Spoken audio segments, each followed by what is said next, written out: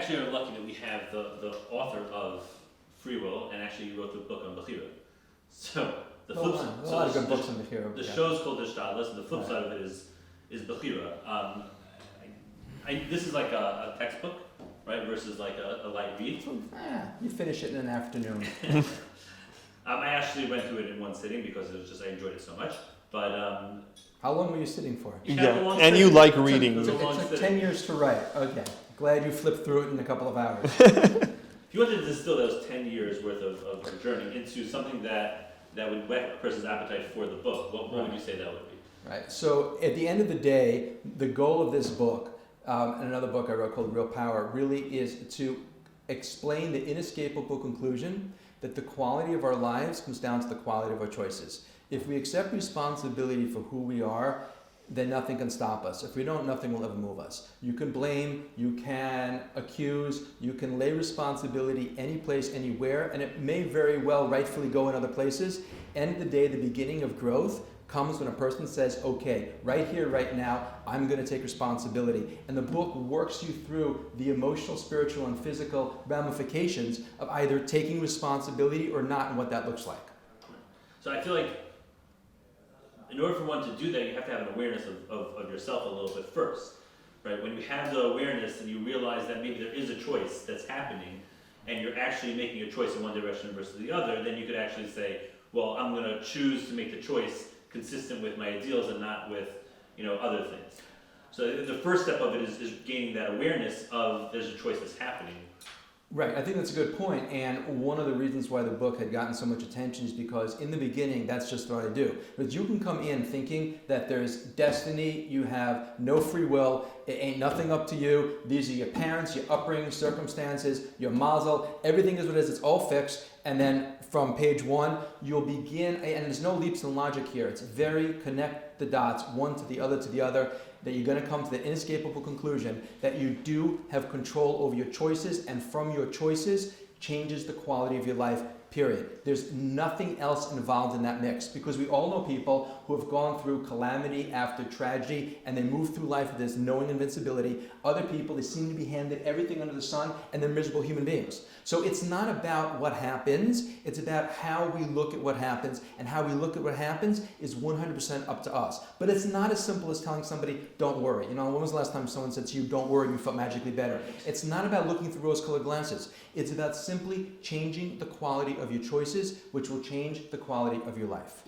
So from a business perspective, for somebody that's looking to upgrade their career or their professional life in a real way, what problems can they expect going through a book like this one would help them solve? Good. So, in any career, in any professional career in the business world, you're obviously interacting, you're dealing with people, you're dealing with your own stuff, sometimes your own demons in terms, as you said before, moving forward, breaking out of your comfort zone, and so on. So the ability really to take responsibility for situations, certainly to own up to mistakes. When you think about this, when you talk to somebody who's egocentric, the pattern is very clear. Generally speaking, and there's different types of egocentricity, there's what we call the doormat mentality, but the typical one that people mostly understand as being egocentric is a person who's always right, never wrong, never makes mistakes, it's always someone else's fault. So if you come into a situation with your ego engaged, there's not going to be a lot of clients that can work with you, not a lot of coworkers that want to work with you, and that's the low-hanging fruit. Then once you move into personality disorders, we have somebody who becomes that much more challenging. Their ego is that much more fragile, and certainly if you're a business owner and these type of people work for you, it can become very, very challenging. But if you know how to navigate those relationships and those conversations, you can have really stellar people, and a lot of people with personality disorders are phenomenally talented, but they just don't get the opportunity to really express it because they're difficult to work with. So let's say we have that difficult client or that difficult somebody. What is the best approach to disarm some of that ego, to be able to move forward, to be able to have a right. healthy relationship? Good. So so there are a lot of ways to take that. The $1 million question, if you want to just take one leg of that whole question, is how do you criticize somebody who's never wrong, right? I mean, which is, it seems like a paradox. Without being kicked out. Without being kicked I mean, out. people have been trying to criticize me for years, unsuccessfully mostly. So. Right now, I'm spinning all the different Sorry. combinations of responses. No, I'm yeah. Private session after. Yeah.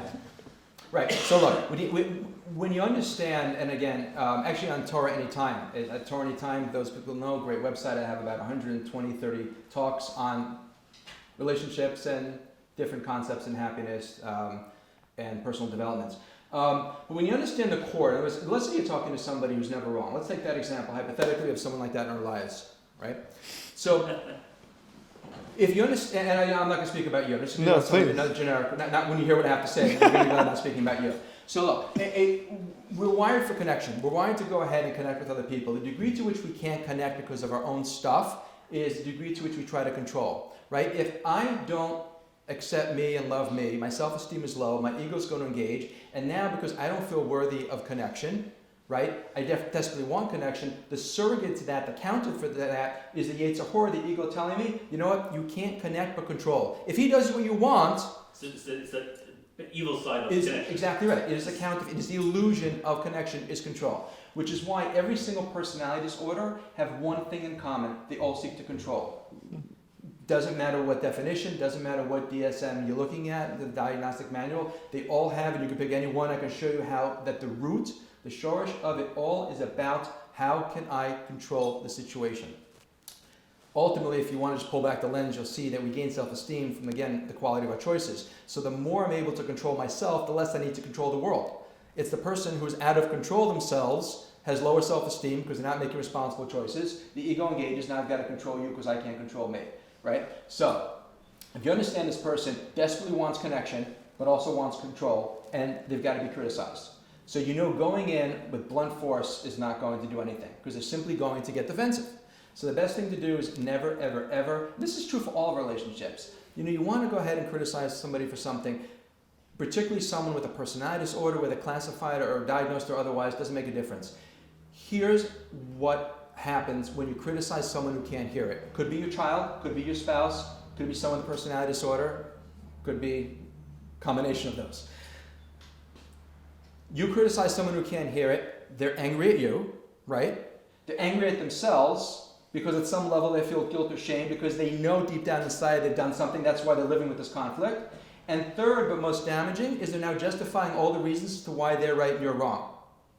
So, and the typical approach to do this, like a sandwich, we begin with praise and so on, doesn't work with personality disorders because they're always waiting for the but. The best way, and again, I know we're throwing out a lot here, but the best way to criticize somebody who can't criticism is not to, which means then, give me an example. Give me a real-life example of someone you want to criticize with something that they're doing. I'll show you to do it. I have this sometimes with people that clients that I work with that I don't appreciate their attitude. Great. Amazing. Right. They come off maybe arrogant, a little bit obnoxious. Is that what you said? Yeah. Okay, great. Or maybe they dare to criticize you, which is huge. Yeah.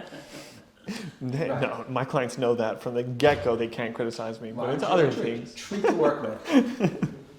All right. Great. So here's what you do. Obviously, if you say, hey, quit the attitude, it's not going to get anywhere. The next time you have a conversation with this person, again, this works straight with kids, that doesn't matter who it is. Next time you have a conversation with this person and they respond politely, they say, by the way, you know, could you do me a favor? Whatever. All you do is you just stop for a moment and say, by the way, I just wanted you to know, I so appreciate the way that you couch that because it really helps me to understand what you're saying. And I want you to know, I am grateful that you took the time to go ahead. You've now given him a self-concept to live up to. And the next time he's going to talk to you, make no mistake, he's going to want to treat you exactly the way that you told him that you appreciate. This is true for anything. You know, someone tells you, by the way, I always appreciate the fact you're on time to meetings. You know, it's something that's I just respect. When you're going to meet this person, don't you think you make that extra effort to be on time? So when you tell that's a person who came late. Great, and that's just it. You don't tell the people make the mistake, talking about mindsets, of criticizing people when they've done something wrong. If they can't hear it, the rule of thumb is no matter how reasonable it is to you, no matter how much sense it makes sense to you, if you're not effective, stop doing it. People who can't hear criticism, when they come late, you tell them that they've done something wrong again. They're angry at you, angry at themselves, and now justifying why it makes sense to come late. Rather, when they do come on time, or they come close to on time, that's when you say, by the way, I want you to appreciate that you ... And they will make every effort now to live up to that. The mistake people make sometimes is doing one of these things, like, oh, well, look who finally came on time. That does nothing. You want to make it authentic, you make it honest, and you will find, because everyone wants to feel good. No one wants to feel bad. We don't move forward in our lives, and we don't help other people move forward from a place of negativity, only from positivity.